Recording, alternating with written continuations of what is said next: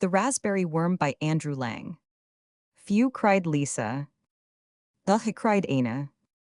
What now, cried the big sister. A worm, cried Lisa. On the raspberry, cried Anna. Kill it, cried Otto. What a fuss over a poor little worm, said the big sister scornfully. Yes, when we had cleaned the raspberries, so carefully, said Lisa. It crept out from that very large one, put in Anna. And supposing someone had eaten the raspberry, said Lisa. Then they would have eaten the worm too, said Anna. Well, what harm, said Otto. Eat a worm, cried Lisa. And kill him with one bite, murmured Anna. Just think of it, said Otto, laughing. Now it is crawling on the table, cried Anna again. Blow it away, said the big sister. Tramp on it, laughed Otto. But Lisa took a raspberry leaf, swept the worm carefully onto the leaf, and carried it out into the yard. Then Anna noticed that a sparrow sitting on the fence was just getting ready to pounce on the poor little worm, so she took up the leaf, carried it out into the wood, and hid it under a raspberry bush where the greedy sparrow PG 230 could not find it. Yes. And what more is there to tell about a raspberry worm, who would give 3 straws for such a miserable little thing? Yes. But who would not like to live in such a pretty home, as it lives in such a fresh, fragrant, dark red cottage, far away in the quiet wood among flowers and green leaves. Now it was just dinner time, so they all had a dinner of raspberries. And cream, be careful with the sugar, Otto, said the big sister. But Otto's plate was like a snowdrift in winter, with just a little red under the snow. Soon after dinner, the big sister said, now we have eaten up the raspberries, and we have none left to make preserve for the winter. It would be fine if we could get 2 baskets full of berries. Then we could clean them this evening. And tomorrow we could cook them in the big preserving pan, and then we should have raspberry jam to eat on our bread. Come, let us go to the wood and pick, said Lisa. Yes, let us, said Anna. You take the yellow basket, and I will take the green one. Don't get lost and come back safely in the evening, said the big sister. Greetings to the raspberry worm, said Otto mockingly. Next time I meet him, I shall do him the honor of eating him up. So Anna and Lisa went off to the wood. Ah, how delightful it was there, how beautiful. It was certainly tiresome, sometimes climbing over the fallen trees, and getting caught in the branches and waging war with the juniper bushes and the midges. But what did that matter? The girls climbed well in their short dresses, and soon they were deep in the wood. There were plenty of bilberries and elderberries, but no raspberries. They wandered on, and at last they came no, it could not be true, they came to a large raspberry. Would the wood had been on PG 231 fire once, and now raspberry bushes had grown up. And there were raspberry bushes and raspberry bushes, as far as the eye could see. Every bush was weighed to the ground, with the largest dark red ripe raspberries, such a wealth of berries, as 2 little berry pickers had never found before. Lisa picked, Anna picked, Lisa ate, Anna ate, and in a little while their baskets were full. Now we shall go home, said Anna. No, let us gather a few more, said Lisa. So they put the baskets down on the ground and began to fill their pinafores, and it was not long before their pinafores were full too. Now we shall go home, said Lisa. Yes, now we shall go home, said Anna. Both girls took a basket in one hand and held up her apron in the other, and then turned to go home, but that was easier said than done. They had never been so far in the great wood before. They could not find any road nor path, and soon the girls noticed that they had lost their way.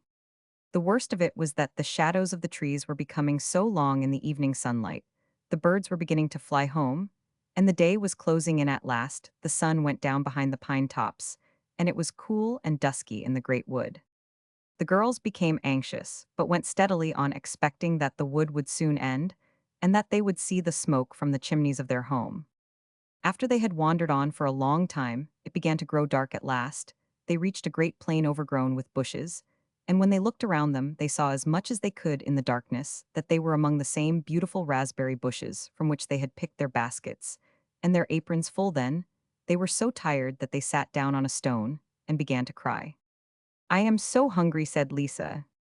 PG 232, yes, said Anna, if we had only 2 good meat sandwiches now. As she said that, she felt something in her hand, and when she looked down, she saw a large sandwich of bread and chicken, and at the same time, Lisa said, how very queer, I have a sandwich in my hand. And I too, said Anna, will you dare to eat it? Of course I will, said Lisa. Ah, if we only had a good glass of milk now. Just as she said that, she felt a large glass of milk between her fingers, And at the same time Aina cried out, Lisa, Lisa, I have a glass of milk in my hand, isn't it queer? The girls, however, were very hungry, so they ate and drank with a good appetite. When they had finished, Aina yawned, stretched out her arms, and said, Oh, if only we had a nice soft bed to sleep on now. Scarcely had she spoken before she felt a nice soft bed by her side, and there beside Lisa was one too. This seemed to the girls more and more wonderful, but tired and sleepy, as they thought no more about it, but crept into the little beds, drew the coverlets over their heads, and were soon asleep. When they awoke, the sun was high in the heavens, the wood was beautiful in the summer morning, and the birds were flying about in the branches and the tree tops. At first the girls were filled with wonder when they saw that they had slept in the wood among the raspberry bushes. They looked at each other, they looked at their beds, which were of the finest flax covered over with leaves, and moss. At last Lisa said, Are you awake, Aina? Yes, said Aina. But I am still dreaming, said Lisa. No, said Aina, but there is certainly some good fairy living among these raspberry bushes.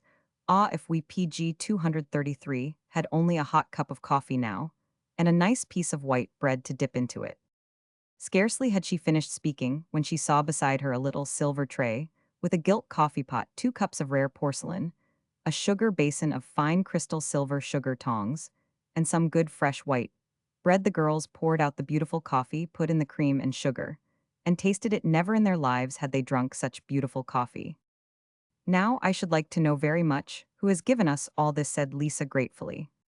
I have, my little girl, said a voice just then from the bushes. The children looked round wonderingly and saw a PG 234 little kind-looking old man in a white coat and a red cap limping out from among the bushes, for he was lame in his left foot. Neither Lisa nor Aina could utter a word, they were so filled with surprise.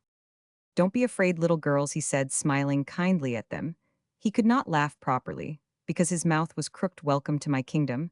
Have you slept well and eaten well and drunk well, he asked. Yes, indeed, we have, said both the girls, but tell us. And they wanted to ask who the old man was, but were afraid too. I will tell you who I am, said the old man. I am the Raspberry King, who reigns over all this kingdom of raspberry bushes, and I have lived here for more than 1,000 years. But the Great Spirit who rules over the woods and the sea and the sky did not want me to become proud of my royal power and my long life. Therefore he decreed that one day in every 100 years I should change into a little raspberry worm and live in that weak and helpless form from sunrise till sunset. During that time, my life is dependent on the little worm's life, so that a bird can eat me, a child can pick me with the berries, and trample underfoot my 1,000 years of life. Now yesterday was just my transformation day, and I was taken with the raspberry, and would have been trampled to death if you had not saved my life. Until sunset I lay helpless in the grass, and when I was swept away from your table, I twisted one of my feet, and my mouth became crooked with terror. But when evening came, and I could take my own form again, I looked for you to thank you and reward you. Then I found you both here in my kingdom, and tried to meet you both as well as I could without frightening you. Now I will send a bird from my wood to show you the way home. Goodbye, little children, thank you for your kind hearts. The Raspberry King can show that he is not ungrateful. The children shook hands with the PG 235 old man, and thanked him, feeling very glad that they had saved the little raspberry worm. They were just going when the old man turned round, smiled mischievously with his crooked mouth, and said, Greetings to Otto from me, and tell him, when I meet him again, I shall do him the honor of eating him up. Oh, please don't do that, cried both the girls, very frightened. Well, for your sake I will forgive him, said the old man. I am not revengeful. Greetings to Otto, and tell him that he may expect a gift from me too. Goodbye. The two girls, light of heart, now took their berries and ran off through the wood after the bird. And soon it began to get lighter in the wood, and they wondered how they could have lost their way yesterday. It seemed so easy and plain now. One can imagine what joy there was when the two reached home. Everyone had been looking for them, and the big sister had not been able to sleep, for she thought the wolves had eaten them up. Otto met them. He had a basket in his hand, and said, Look, here is something that an old man has just left for you. When the girls looked into the basket, they saw a pair of most beautiful bracelets of precious stones, dark red, and made in the shape of a ripe raspberry. And with an inscription to Lisa and Aina beside them, there was a diamond breastpin in the shape of a raspberry worm. On it was inscribed, Otto, never destroy the helpless. Otto felt rather ashamed. He quite understood what it meant, but he thought that the old man's revenge was a noble one. The Raspberry King had also remembered the big sister, for when she went in to set the table for dinner, she found 11 big baskets of most beautiful raspberries, PG 236, and no one knew how they had come there, but everyone guessed. And so there was such a jam making as had never been seen before, and if you liked to go and help in it, you might perhaps get a little, for they must surely be making jam still to this very day. From Z. Toplius, PG 237.